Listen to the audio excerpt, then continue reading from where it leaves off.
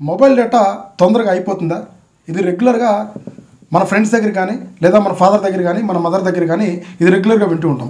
అయితే ఈ mobile data ఖర్చు అవడానికి మెయిన్ రీజన్స్ మనం ఖాళీ సమయాల్లో ఈ సోషల్ మీడియా యాప్స్ ఏవైతే ఉన్నాయో యూట్యూబ్, ఫేస్బుక్, ఇన్స్టాగ్రామ్ ఈ రెగ్యులర్ వాడుతుంటాం. సో ఈ సోషల్ మీడియా యాప్స్ నుంచి కూడా మనమైతే మొబైల్ డేటా సేవ్ చేసుకోవచ్చు. అది ఎలాగో ఇప్పుడు మనం చూద్దాం. ముందుగా మనము యూట్యూబ్లోకి వెళ్ళిన తర్వాత అక్కడ సెట్టింగ్స్ ఆప్షన్ ప్రెస్ చేస్తే ఇక్కడ డేటా సేవింగ్ మోడ్ అని ఉంటుంది.